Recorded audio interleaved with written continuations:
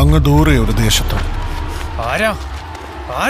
എടാ ദേവാ, വേണ്ടടാ, പറയുന്ന കേക്ക് നീ പറയടാ, ആരാന്ന്? ആർക്കും വേർപെടുത്താനാവാത്തൊരു കൂട്ടുകെട്ടുണ്ടായിരുന്നു. നിനക്ക് വേണ്ടി വേട്ടമൃഗമാകാം, വേട്ടക്കാരനുമാകാം, നിനക്ക് വേണ്ടി മാത്രം. നീ എപ്പ വിളിച്ചാലും ഞാനിവിടെ എത്തിയിരിക്കും. ഈ കഥ തുടങ്ങുന്നത് 1000 വർഷങ്ങൾക്ക് മുമ്പാണ്.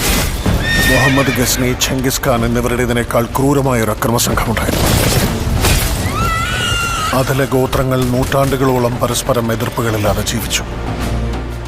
ഒരു കൊടും കാടിനെ അവർ കോട്ടയാക്കി മാറ്റി. ആ കോട്ട ഒരു സാമ്രാജ്യമായി വളർന്നു.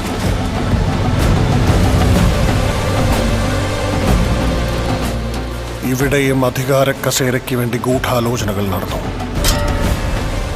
എനിക്കുയിരുള്ളപ്പോൾ തന്നെ എൻ്റെ മകൻ വരദരാജ മണ്ണാറെ ദൊറയായി കാണണമെന്നാണ് എൻ്റെ ആഗ്രഹം.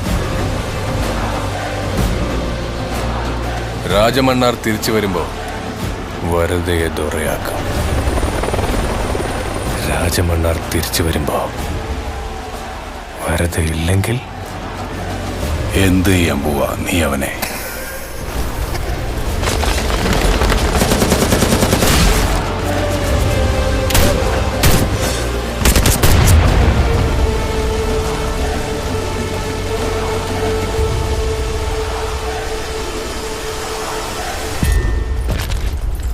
നാരംഗ് റഷ്യൻ സൈനികരെ കൊണ്ടുവന്നു.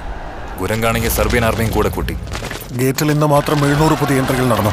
ഇനിയും ആരൊക്കെ, എത്ര പേർ, ഒന്നും അറിയില്ല. പറയണ,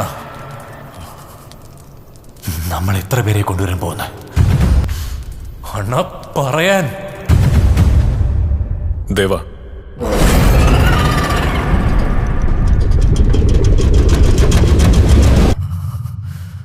നമ്മുടെ ആർമി എവിടെയാ?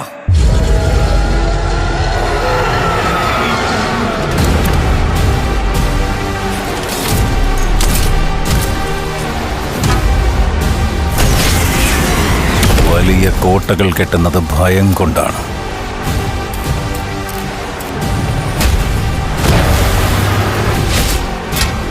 പുറത്തേക്ക് ആര് പോകുന്നുവെന്നല്ല, അകത്തേക്ക് ആര് വരുമെന്ന ഭയം.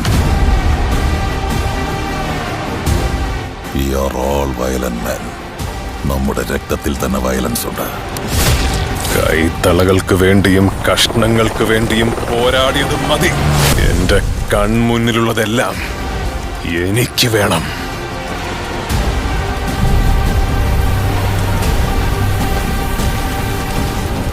എന്നെ ആരും തൊടാൻ പാടില്ല. പ്ലീസ്.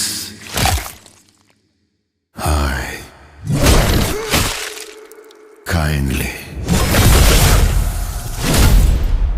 request.